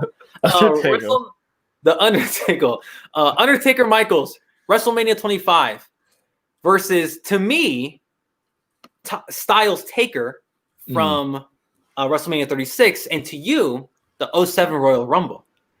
3 matches that mean a lot to the Undertaker's career. That are all notches at some point in his career, whether it's that famous match at WrestleMania with AJ Styles, with the Royal Rumble from 07, and then WrestleMania 36, the last chapter of his career, or the closing of the book, the last words said by the Undertaker in a ring, technically. But Nick, hey Chris, why is it Shawn Michaels Undertaker? Because it's the best match ever. Yeah, when I saw the bracket, I went, hey, let's change up the way that tournaments are done and have a fatal freaking 4-way at the end of this so we can just all agree that Undertaker Shawn Michaels is the greatest match of all time. Okay. I mean, we can do that. That said, yeah, it's going to, so inevitably, in my opinion, Undertaker, Shawn Michaels on that side. As important as the Royal Rumble is, I think that we've been preaching it to no level. We don't have to talk a lot about it.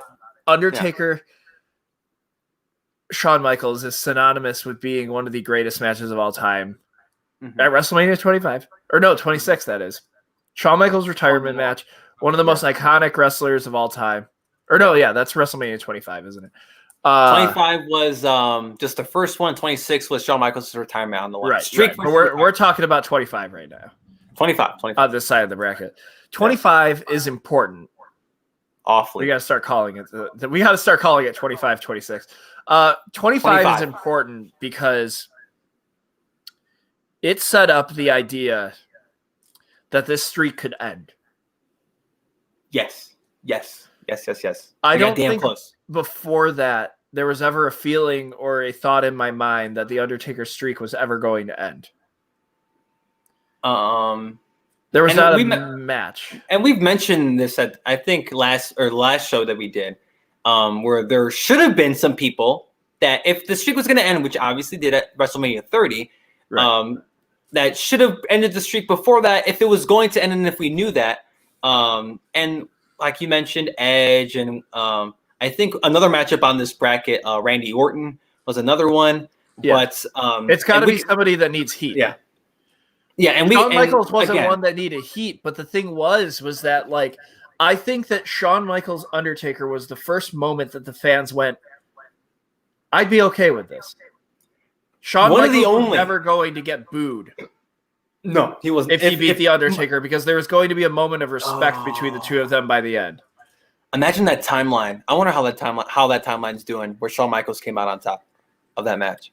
And there's definitely some interesting booking decisions to be made there. Because it's like, I don't think that there was ever a moment in my mind that I would have thought that Shawn Michaels should have been a heel after he beat Ric Flair. But Shawn Michaels would have never been a heel if he beat The Undertaker. Because there would have been so much gratitude and respect in that ring. Mm-hmm. It's not like when Brock did it. Because Brock, when he did it, relentless. Even Paul Heyman's reaction, but that's again a top guy that can deserve all the heat in the world. It's professional. It's wrestling. I think that Undertaker's streak being ended is something that we need to talk about eventually. Yeah. But let's think about this. That was the first time that we ever saw that the Undertaker could actually lose that streak, and I think that that's why it's so important. Because because like there was not a moment in that Undertaker Brock match that I was going, oh, Brock's gonna win. No way. And that was where it was good. I will give them that, because that was like, I'm not trying to go into this Undertaker Shawn Michaels. I'm not going into 25 thinking, going into 26, I might have thought that he could have beat him. Going into 25, I wasn't going, oh, HBK is going to win this. I was like, Undertaker's going to win this, but there's a small part in the back of my brain that's like, if the retirement stipulation was never on 26, I would have been going, Shawn Michaels is ending the streak right now. Yes. But once you get into retirement play, I think that it's pretty evident where that's going to go. Yes. That said, Undertaker, Shawn Michaels, WrestleMania 25. That is why I think it should be moving on. What do you think, my friend? To me, this, and in some really twisted way, WrestleMania 25 and WrestleMania 36 were 11 years apart from each other. Yes. But WrestleMania 25 was almost, if you really think about it, the beginning of the end for the Dead Man and the Undertaker. Because, to be honest, Taker never reached that point again. No. After those matches with Shawn Michaels, he never reached that point. He never got back to it. Whether it was 27 or 27, 28 with, what's his nuts? Triple H. 29, I believe. Did he wrestle CM Punk 29? Yeah, that's a forgotten, underrated match right there. Yes. And especially when the urn is poured out. And we can, that's something I do want to chat about at some point. Maybe not now, but later for a different show. And then 30 with Brock. And that was the real turning point, was with Brock. Undertaker was never the same dude again. But Undertaker, to me, in my matchup with Michaels and Styles, two wrestlers that defined their generations. Two of the best wrestlers ever. Two guys that also avoided each other for decades. Yeah. Shawn Michaels and AJ Styles.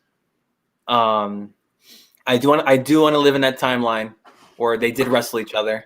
Yes. Granted, it would be old man Michaels against AJ Styles now, which can arguably be old man Styles, depending on who you ask. But oh my God, I don't want to harp on that matchup too much, but both these matches are awfully important. You threw that word important around. Yes. And I cannot agree with you more. 25 is awfully important. 36 is awfully important for different reasons, for drastically different reasons. I have to say 25. I have to. Right. As much as I just went in on 36 and why it's better than that Hardy match, why it's better than that 07 match, in my opinion now. Mm-hmm. All these matches are important for different reasons. Correct. But that match with Shawn Michaels, oh my God. Man, if I'm going to show somebody who's never watched a wrestling match in their life, one match to show them what professional wrestling is, I'm showing them Undertaker Michaels 25. And if they like it that much, I'll show them 26. And I want their opinion which one's better. Like, that's what I'm talking about. That's what I'm doing. That's what I'm going to base it off of. Granted, there are a bunch of other fun matches that I would show someone if they haven't seen wrestling before, which really would be my favorite matches of all time because they're all different for a variety of reasons. And the more I talk about Styles Taker, the more it climbs up my list of the best things I've ever seen on a wrestling program, on a wrestling program. But I'm going to rock with Michael's Taker. I've talked about it enough. You just gave your little soliloquy about it, and it's beautiful, by the way, because that's how we should talk about this match, honestly, because it's that good. It's that good, and in the most Wrestle Real segue ever, that's why I think 26 is better than Mankind versus Taker, because again, like it's another masterclass in wrestling, arguably. That's better than the original. The sequel. I love sequels. For those who know me, I love me a good sequel. I love some sequels over here at Wrestle Real / Who Are They Real Entertainment. Love sequels. I freaking love that 26 match. I love it. Because then I was in it. At that point, I was in it. I was knees deep in WWE. I was knees deep. And watching my fave, the guy that Triple H had to go get from working at a soup kitchen, to wrestle The Undertaker again. The guy that called out The Undertaker in his DX gear. I want one more. That's what I'm talking about.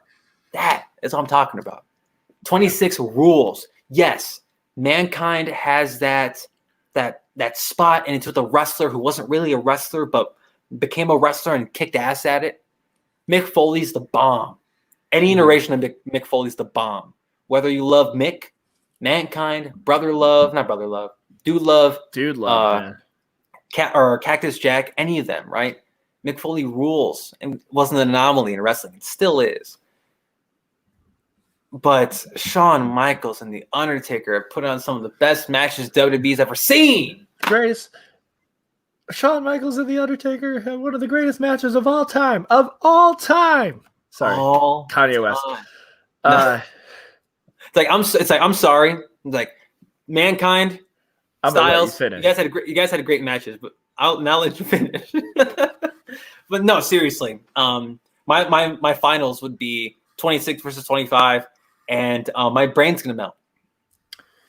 Yeah, so I'm not trying to get soliloquial again. I think it's the word for it. If it isn't, now it is. Soliloquial. Put that on a shirt. All right, so Undertaker is one of the most underrated wrestlers in history at putting people over. Even in winning, Undertaker put people over. It wasn't like a Triple H thing where, the Booker T match happened and for 30 minutes they laid on the freaking floor and it was great. No. Undertaker had a certain aura about him where he could win a match yet still we're talking about the other person coming out of it. The perfect example is that Jeff Hardy and Undertaker match where, one of the reasons why the two of us did not move that match on was easily just because of the fact that the Undertaker was not the focal attention point. That was more of a match that proved that Jeff Hardy could go at it as a singles wrestler. Yes. And put some respect on Jeff Hardy's name. As you should. Where I feel the exact same way about this match. It's made it as far Undertaker Mankind. Oh. It's made it as far as it needs to go. Yeah.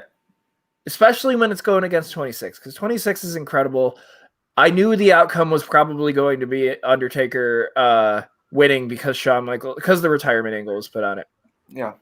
I don't need to talk about Undertaker Shawn Michaels. We all know why I love Undertaker Shawn Michaels 26.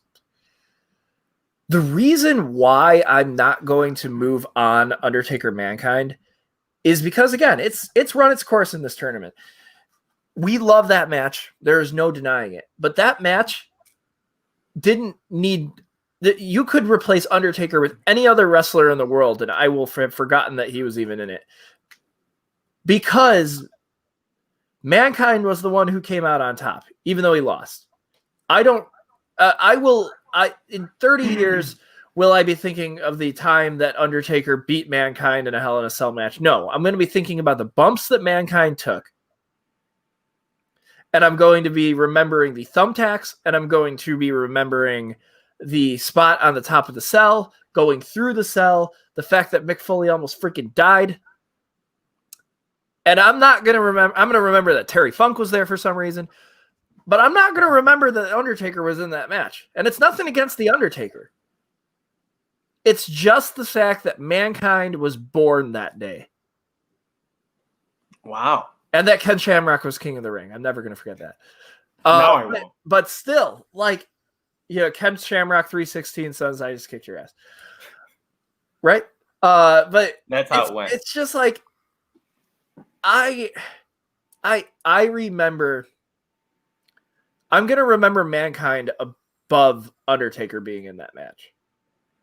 When people look back at that match, you mentioned what happened to Mankind, not Taker. Right. Granted, for those listening or those watching, you may be saying the same. You might be thinking to yourself, Chris, Nick, you keep talking about Michaels, Shawn Michaels. It's like, yeah, you're right.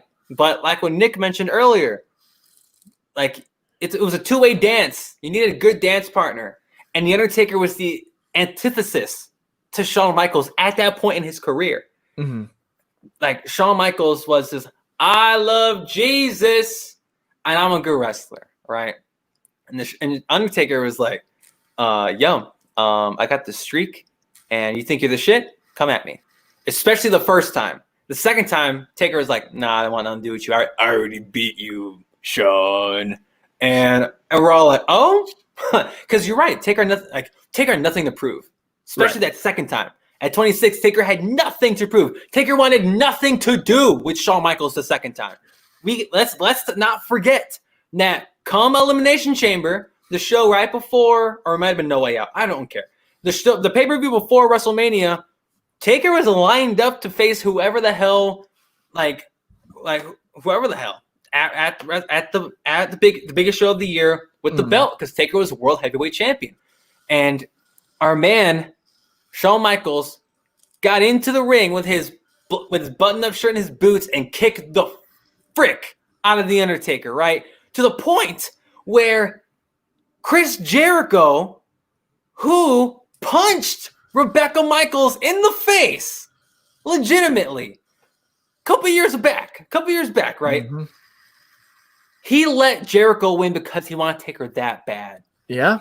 He wanted to take her that bad. He cost Taker the belt in favor of a man who punched his own wife in the face on a Raw. No kidding. Because he wanted to take her that bad. He costed him the belt. And it's the story. It's the story that led into it. The matches kick ass, right? Both of them do. But the stories and the lead-ins into both. And the 07 Rumble match, and you mentioned it earlier, Michaels was the last guy. Yes. It was a minute detail that led to so much more the next year.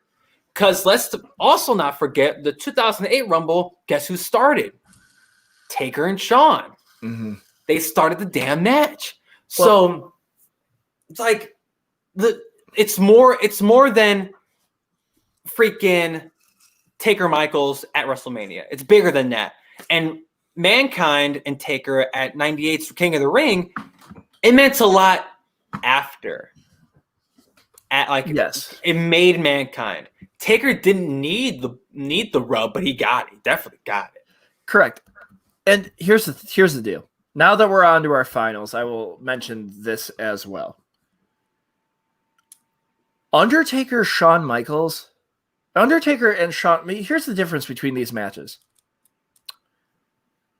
Mick Foley's older, I get it. But at that point, we're introduced to this Mankind character that needed an edge. Jeff Hardy is very green to the singles scene at that point. Mm-hmm. We know him as a tag team specialist. There's no doubt about it. Mm-hmm. What the hell did Shawn Michaels have to gain by beating The Undertaker, other than the fact that he could say that he ended the streak? The dude's already so far into his career. His Hall of Fame career. The man has nothing to prove. And that is why this match is so incredible. And that's why we keep going back to the Shawn Michaels point, is because Undertaker and Shawn Michaels, we never needed, nobody needed to put anybody over. No.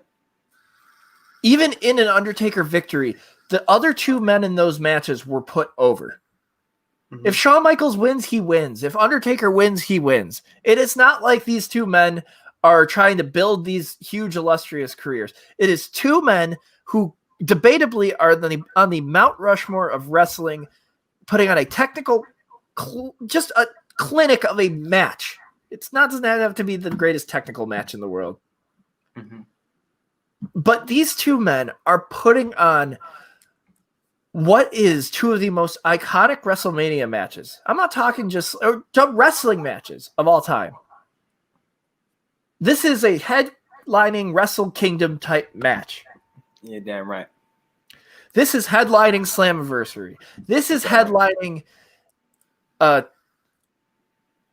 AEW. But like this is just like all out. This is right that. This match doesn't need to prove a single goddamn thing, yet it proved that later on in their careers, these two gentlemen put on the greatest WrestleMania match of all time. Now, here's the deal. Is when you're playing March Madness, there are no goddamn ties. No, there's not. One of these gentlemen, I'm acting like matches are people. Matches are people. You know what? Matches are people too. They have feelings. Yeah. One of these matches needs to be declared the winner. Mm-hmm. And it's hard for me right now to even say which one it is. That said, Undertaker, Shawn Michaels, WrestleMania 25 is the greatest Undertaker match of all time. I'm sorry. Undertaker, Shawn Michaels, WrestleMania 25 is one of the greatest wrestling matches of all time, let alone Undertaker matches of all time, let alone Shawn Michaels matches of all time. And for me, the edge is this. I went into the retirement match going, Undertaker's going to retire Shawn Michaels by the end of this match. I know a lot of people were going into it going, oh, well, they're putting that gimmick on it. There's a possibility that he might win. No. If there's a man who has more of a longevity of a career after this match, because this was Shawn Michaels' last match of all time. Yes, it was.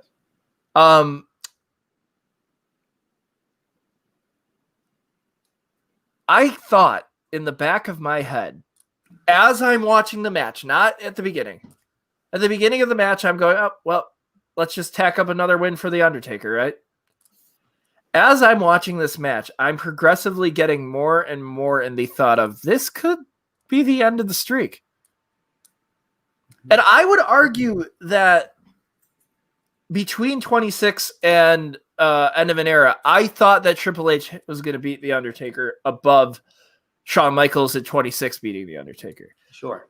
But by the time that we got so goddamn close, no match in the career of The Undertaker at WrestleMania had me going, oh, look at that. He's coming close. He's going to do it. More than that match did. I had zero expectations going into it, and then they went through the roof, and I wanted to see it again. And I got to. in what was still one of the most iconic matches of all time. Yeah. But that said, it took my expectations of, these are two legends. I'm going to respect this match, and I can't wait to see who wins it, to holy shit, Undertaker is about to lose his streak. Mm-hmm. I will get off my soapbox, and I will leave it up to you, my friend. Oh, Jesus. Okay. I think I'm going to shock some people. I think I am. Undertaker versus Shawn Michaels, WrestleMania 26, is better than the first one. The build, honestly, is better than the first one. Yes. Because like you said, there was added stakes to it. And to a boy who at the time was, how old was I? That was 2009 or 2010. I was 2010. So I was 12 going to be 13. Okay. I didn't know wrestling that much. I didn't like Michael's flair. I didn't know that unless they told me on TV, Yes. So when Shawn Michaels was like, I'll put my career on it, I'm like, I bet. Get that thing. beat his ass. And Michaels lost. And that was his last match in the WWE ever. Right? And it's crazy to think. It's crazy to think that he hasn't wrestled since 2010, right? It's crazy. But I think that WrestleMania, Shawn Michaels versus The Undertaker, WrestleMania 25 is the greatest Undertaker match of all time. It really is. 26 was more on Shawn. 25 was for The Undertaker. Because that was it. Yeah, they'd wrestled before, multiple times before. Yeah. But this was the grandest stage of them all. The biggest stage any wrestler could be on. I don't care what promotion you wrestle for, how old you are, what country you wrestle in. WrestleMania is the shit. WrestleMania is the shit. No matter what you think of the card or whatever the hell. Excuse me. If you're like WrestleMania, what is it, 2028 in New York, and then how that card was not good, right? But the exception of a couple matches. Mm-hmm. But like, it's still WrestleMania. Right. And it's The Undertaker, man. And Shawn Michaels, Mr. WrestleMania, against the guy who was undefeated at the time at WrestleMania. Against debatably Mr. WrestleMania. Against Mr. WrestleMania, against arguably another Mr. WrestleMania. Two men that can share the same crown. Yes. And like you said, there's no stakes. It's legitimately who wins. No title on the line, no careers. It's who wins. Shawn Michaels versus The Undertaker. Their kick-ass entrances, kick-ass match, to Sid Snuka barely catching The Undertaker, to Jerry the King Lawler and Jim Ross on the call. Yeah. It's perfect. It genuinely is perfect. The only misstep is that meme that we've been having on the show for the last month of Sid Snuka not catching The Undertaker. But at that point, they still made it look decent. Yeah. They made it look all right. They saved it enough. I will forever be biased towards this match. But I do genuinely believe this is The Undertaker's greatest match ever for multiple different reasons. Is it his best wrestled match? Probably. Yeah. Honestly, you say that like you're about to say something else. No. Probably is. Again, it depends on who you ask. But the man himself said it out of his damn mouth. That's a masterclass of professional wrestling. Yes. If The Undertaker, if Mark Calloway, who's been under 6 feet of dirt for the last 30 years, came up from the ground and said that WrestleMania 25, The Undertaker and Shawn Michaels, is the best match of my career, one of the master classes of professional wrestling. He said that about his own match. He did. I don't know what else you have to prove, but let me show some love to WrestleMania 26 because I do love that match dearly. I do think it's a better wrestled match. I do think so. But I think everything else around it, everything else that surrounds WrestleMania 25 as a standalone match, 25 kicks so much ass. Yeah. 26, you need the build. Granted, It's a great build. Same thing for 25. 25 is also a great build. But 25 on its own, you could pop on 25 for shits and giggles, just popping on the TV and watch it right now. Yeah. And when the match ends, you're like, damn, the match ended. All right, great. Taker wins. Sean put up one kick-ass fight. I love 25. If you ask me again in a month, I'll probably say 26. Yeah. If you ask me again in the year, I'll probably say 26. Yeah. But 25 right now, as of live Wrestle Reel at 8:15 Central Standard Time on Tuesday, December 1st, WrestleMania 25, Undertaker, Shawn Michaels, the best Undertaker match ever. Couldn't agree more.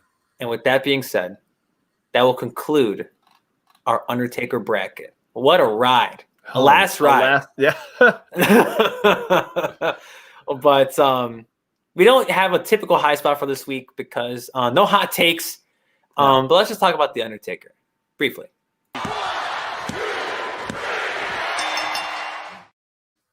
We've dedicated almost a month of programming to The Undertaker. And we watched and we got to share that moment together, the both of us, virtually from hundreds of miles away. The Undertaker with his farewell at Survivor Series, not this past Sunday, but the Sunday before that. And where Kane dressed in his gear for some reason. Where Kane was in his gear for some reason. He didn't get the memo. But what I will say about The Undertaker, because that was another thing we tossed around. It's like, we should talk about what The Undertaker means to us. Mm-hmm. And I'm going to be real. Ooh, as I hit my whole setup. I'm going to be real. I didn't fully appreciate The Undertaker until later in my wrestling life, my pro wrestling fandom. Your wrestling career. No, my wrestling career, brother. Like, I didn't really fully appreciate The Undertaker until a few years ago. No. Where I was like, yo, like, I always knew of The Undertaker and how important he was, how he's this multiple-time world champ, how he's the shit, how he does all these things, right? Like, he's The Undertaker. But then I can't pinpoint it. But when I realized, I'm like, yo, I'm watching one of the greatest of all time. Yeah. Still doing the damn thing. Regardless of what people think about his matches in the 2010s, right? Because I think we can agree, especially after doing that bracket, the 2010s wasn't the strongest decade. It wasn't for The Undertaker. But oh my God, I was watching the Phenom. I was watching the Phenom do his thing.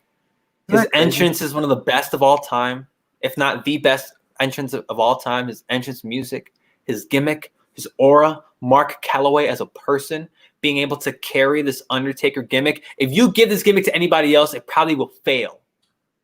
They for sure would. I cannot deny that. Mark Calloway took what was given to him by Vince McMahon in 1990, fearing that he was going to come out of that damn egg at Survivor Series 1990. And he took it and ran with it. And recently, when we watched his farewell at Survivor Series, I'm like, ouch, man. Like, I got to see another great wrestler retire. We've had a lot of them in our wrestling lifetime. We've had way too many, to be honest. Some premature, like Daniel Bryan. Glad you're back, buddy. But there's Undertakers will be up there. He got the farewell he deserved. Yeah. And the only thing that is missing was the fans. And I hope he does come back when the fans come back so he can properly get that goodbye from everybody else, from all of us. But The Undertaker, man, I'm sorry for not appreciating you sooner as much as I should have, even though he is one half of my favorite match of all time. I was always a Shawn mark, and I still am a Shawn Michaels mark. But Undertaker, what a man, what a character, and what a career. Undertaker, best character of all time. Stand by till the day I die.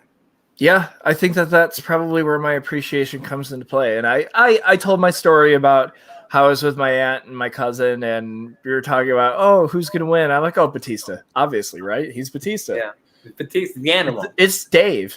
Little did I know that Mean Mark Calloway was one of the most iconic wrestlers of all time, whether it be the Streak, whether it be Survivor Series, whether it be anything.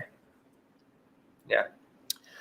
He was a character that I looked forward to watching every single week on SmackDown. And though I did fall into the trap of getting not tired of seeing him come back, but I just was wondering where the end would come. Because I could tell that, right, it's just because, you know, you could tell that a guy is probably, he's there, his heart's in it, but maybe his body is not. Yeah. His body was not as ready as we thought. That said, Friday Night SmackDown, like TNA was something that I could watch, was my show. I tried to watch Raw when I could, but SmackDown, pre-recorded SmackDown, was the show that I would always end up watching. Same. And to be able to watch The Undertaker, to be able to, you know, for me, hating La Familia as much as I did, to love SmackDown as much as I did, was because of The Undertaker. I will go out of my way to say that right now. The reason why I love SmackDown because I hated Edge and Vicky Guerrero, which again, I respect now being a 24-year-old smark. Undertaker made my wrestling life. He was my second wrestling figure that I ever got. He was his outfits were iconic. His characters, his ability to be able to change character many times and still be over as hell, especially the American Badass. Who would have thought that Undertaker would ever come back in a gimmick that was not the Undertaker? Yeah. That we knew. That we're familiar with, yeah. Because it wasn't like he was like, oh, I'm Mark the Undertaker Calloway at that point. No, he was still the Undertaker, but he was the American Badass Undertaker. Mm-hmm. Nah, I know that you like him a little bit. You know, you like the American Badass a little bit more than I do. But I still respect the idea of the American Badass because he was able to do so much with that. You know, he held one of my favorite championships of all time, the World Heavyweight Championship, which they should replace with the Universal title, and I know that they won't. Pussies. But I called you out, WWE. What are you going to say? What are you going to block me? But Undertaker, the look, the entrance, the World Heavyweight Championship, arguably, in my opinion, the greatest World Heavyweight Champion of all time. Goldberg would beg to differ. I'm just kidding. But Ric Flair would beg to differ. Yeah, I know. Terry Bollea would beg to differ as well. But Undertaker is one of my favorite wrestlers of all time, and I love the man. And I thank him gratefully for such an absolutely incredible career. I'm so glad that and it was immaturity in my maturity in my life. And some might say I'm not even mature now. The Undertaker, I fully appreciate The Undertaker later. Like, I wasn't like you. I didn't grow up as a fan of The Undertaker. The Undertaker halfway spooked me, you know? And plus, like, I love the more fun characters. And that's what I got out of Shawn Michaels, especially that DX run. That run gets way more hate than it should. I love it. I love it so much. Like you mentioned, Crime Time at the top of the show. Like that's where my heart, like John Cena, Randy Orton, all that jazz. Mm-hmm. But The Undertaker, like I'm starting to like. Someone asked me a couple months ago, they're like, "Who's your Rushmore of wrestling?" And maybe one day we can tackle that. But tell me why Randy Savage is on that list. I'm just kidding. Damn should be. 6 months ago, I wouldn't have said The Undertaker. Now, if he's not, he's a hard 5. He's on it for me. and that's the thing, right? So The Undertaker, best character ever. Will he go down as one of the best wrestlers, pure wrestlers ever? No. Mark will tell you that. But characters, personas, just overall in-ring talents, it's the damn Undertaker, dude. It's the Undertaker. Like, oh my God. And no denying it. There's no denying it whatsoever. One hell of a man, one hell of a career. But with that being said, that's going to wrap this week's episode of Wrestle Reel. But before we do go, Nick, is there anything we missed? We do this every week, and I feel like there always is something, but no. I think that we covered everything that we possibly could. I want to say thank you to everybody who watched, especially Taylor, for interacting the entire time. Oh, yeah, brother. Towards the end. It was such a fun time to be able to... And the winner of that match will go on to face Drew McIntyre for the... Shut up, Pierce. It was so fun to be able to do this live. Do it live. Yes. Do it live. But I can't wait to do it live again. Maybe next week. Maybe not. We'll see. We'll figure it out. See. We're always here trying to change things up and be the most unconventional wrestling show. And if you're listening to us right now, or if you're watching it after the fact, if you're a Wrestle Reel Mark and you come here, you didn't even realize that we were going live, we'll warn you ahead of time next time. But 1,000%. We kind of did. We just weren't sure of the time. We did what we did it. We did what we did. Yes. But thank you so much for making episode 10, the big 10-0. It's going to be weird to not have to edit a Wrestle Reel because usually it's the day of and I'm trying to upload it on time and everything. Well, hey, we did it. So thank you again, everybody who joined us for this first ever live edition of the show. Obviously, we had our Wrestle Reel talk, and hopefully that won't be the last one because Sundays are pay-per-view days. That was a lot of fun, too. But, yeah, thank you so much. Thank you, Undertaker. I think that's the big thing to take away from this. Yeah, thanks, Taker. Thanks, Taker. But that said, signing off. My name is Nick Mulbach, the dead man himself. And I am Chris Anophenom Lopez. And we are the Kids at Heart. Kids at Heart, Wrestle Reel. Thanks, everybody. And that's the bottom line, 'cause